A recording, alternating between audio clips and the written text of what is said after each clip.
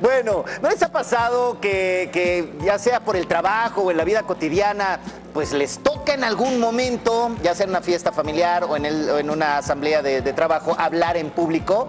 ¡Qué terror!, ¿no? Bueno, ¿qué características debe tener alguien para convertirse, si no en un gran orador, cuando menos en alguien que pueda hablar, convencer con su discurso a este público, que ya sean de 3 personas o 4,000?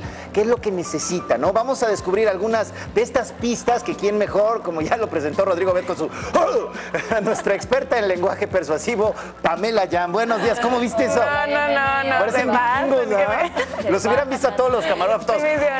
De hablar en público, no importa si son 4,000 personas o si son 3 personas en una junta, en una reunión de negocios en donde tienes que exponer una idea, por ejemplo, eso es como muy común, o el brindis de Navidad, a todos nos ha tocado, sí, ¿no? Eso es hablar en público. Y sí, lo primero es practicar todas las veces que puedas.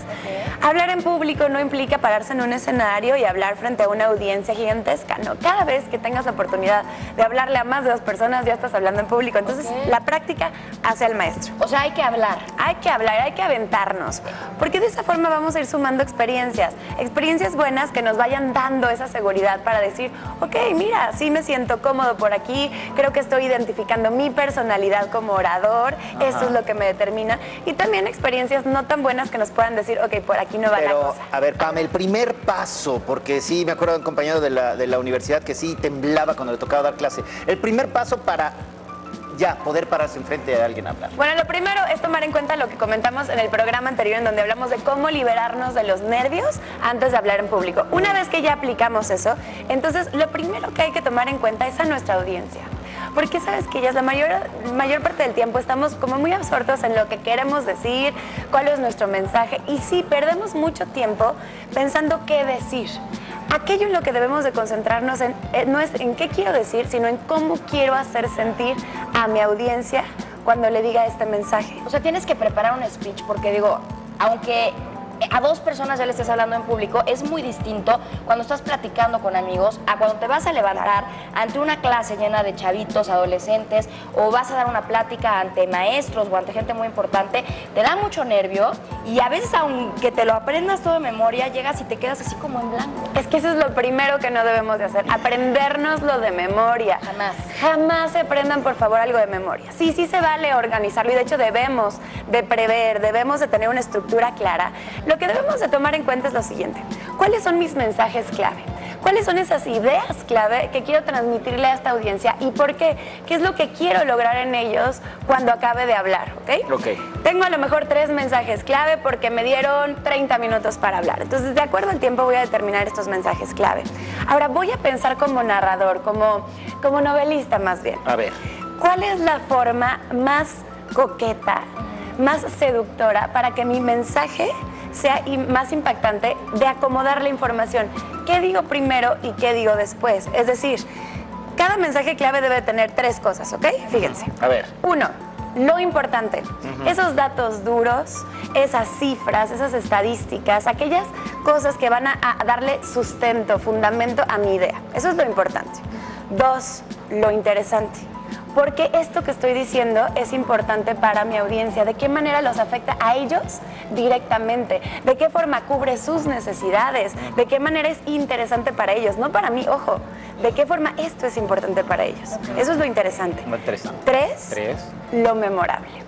Y entonces puedo abrir el corazón y contar anécdotas personales, alguna reflexión que haya llegado en ese momento. Puedo contar a lo mejor una metáfora, un cuento. Puedo usar analogías comparando 2 situaciones similares. Puedo contrastar. Todo esto lo que hace es volverlo interesante. Perdón, memorable. ¿Lo recuerdan o qué? Lo recuerda la gente. Muchas veces recordamos el cuento que nos contaron y que tenía que ver con una idea o una metáfora. Claro. Y la otra cosa también es utilizar estas frases pequeñitas, cortas, concretas, que se acaban convirtiendo en citas. Lo que la gente tuitea, lo que pone en redes sociales, son estas frases pegajositas que, digamos, que condensan toda una idea. Entonces, si nosotros tenemos a la mano esas frasecitas, ya sean personales o citando a alguien más, eso lo va a hacer también memorable. Entonces, recuerden, lo importante, lo interesante, y lo memorable. Lo memorable. Ahí está. Y ahora, ¿cómo lo voy a ir diciendo? ¿Qué va a hacer que sea más interesante? ¿Digo primero la anécdota o primero digo los datos duros? ¿En qué orden? Sí, es cierto. Dependiendo de lo que quiera lograr. piensa como novelista, por eso es importante leer. Porque entonces ver películas, un buen guionista sabe cómo tiene que ir dando, descubriendo la información para generar el sentimiento que ya decidimos que queremos hacer sentir. A lo mejor como una público. película, ¿no? Hacer un clímax, hacer un buen final. Exactamente. Para entretener a la gente. Algo importante, ¿cómo nos vestimos? Porque de pronto dices, no, este color inspira poder. Así me veo demasiado sexy, pero así me veo muy sexy. ¿Cómo le hacemos? Muy buena pregunta.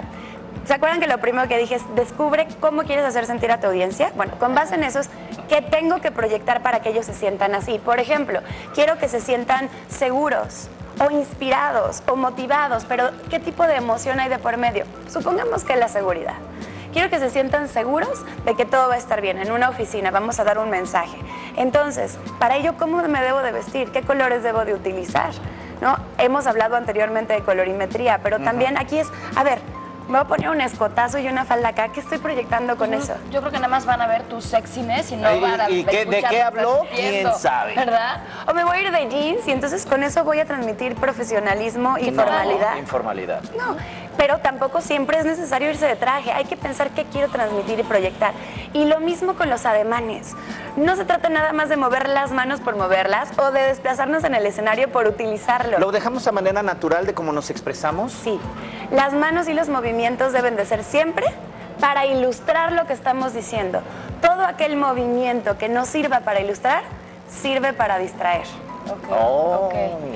Ay, yo que todo lo digo con las manos, tengo que tener cuidado con eso. Siempre y cuando sea congruente. O sea, hay mucha gente que le dicen, mueve las manos, y entonces está todo el tiempo diciendo, bla, bla, bla, bla. Pero bla, nada más porque le dijeron mueve Nada las más le manos, no dijeron es algo mueve las natural. ¿Sabes qué me pasaba a mí cuando empecé en tele? No sabía qué hacer con las manos, las ponía siempre así. Pablo Carrillo me dijo, suelta las manos, por favor. Y habla, y no sé qué. Ay, mil Gracias, O la gente que Diana. se desplaza en el escenario así como con nervios, eso también distrae, ¿no? Entonces, mucho ojo con eso. Ahí está. Muchísimas Pam, gracias. muchas gracias. Qué Gracias a maravilla. ustedes. Vámonos. Hola, soy Marta Figueroa. Los invito a que vean nuestro día y a que se suscriban a nuestro canal de YouTube. La televisión más abierta que nunca.